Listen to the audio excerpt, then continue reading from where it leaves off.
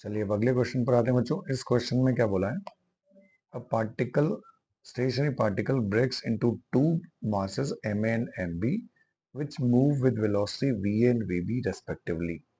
The ratio of their kinetic energy. देखिए अब इसमें क्या बोला है, एक कोई पार्टिकल है जो पार्टिकल इनिशियली रेस्ट में है। इस तरह कोई एक पार्टिकल है जो इनिशियली रेस्ट में है। ठीक, अब ये दो पार्टिकल्स में ब्रेक होता है। इनिशियल मोमेंटम देखिए इसका कितना है, 0। अब दो पार्टिकल में ब्रेक हुआ, एक पार्टिकल जो हो गया इसका मास हो गया एम ए फर्स्ट पार्टिकल का, और दूसरे पार्टिकल का मास कितना है बच्चों, दूसरे पार्टिकल का जो मास है, दूसरे पार्टिकल का मास है एम बी। वेलोसिटी इनकी क्या हो गई, इसकी वेलोसिटी हो गई वी ए, सेकेंड पार्टिकल की वेलोसिटी क्या हो गई वी बी। तो ये पार्टिकल जब दो पार्टिकल्स में ब्रेक हुआ तो इनकी वेलोसिटी आ गई। अब देखिए फाइनल मोमेंटम क्या हो जाएगा, फाइनल मोमेंटम हम लिख सकते हैं दोनों पार्टिकल्स का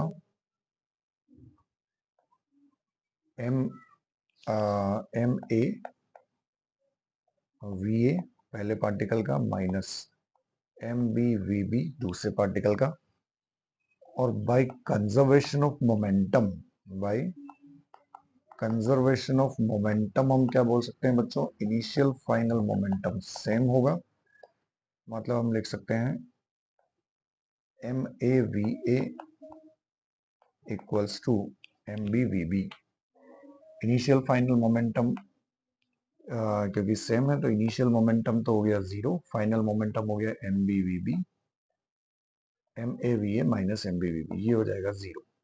तो यहां से कंडीशन क्या मिल गई, m a v a equals to m b v B.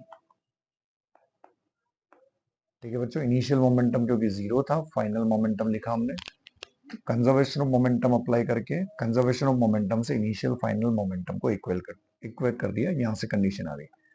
अब पूछा गया ratio of their kinetic energy.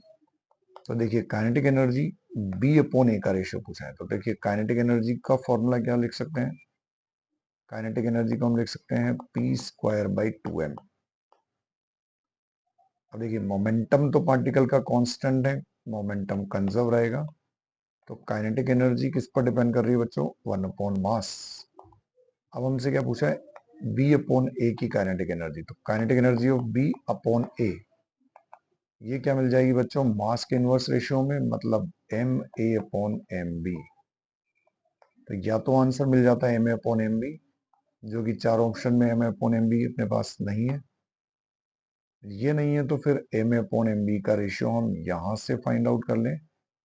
तो m a upon m b का रेशियो जो आ जाएगा ये हो जाएगा v b upon v a, मतलब ये रेशियो क्या मिल जाएगा, v b upon v a. तो फिर ऑप्शन हमको कौन सा मिल जाएगा, फर्स्ट।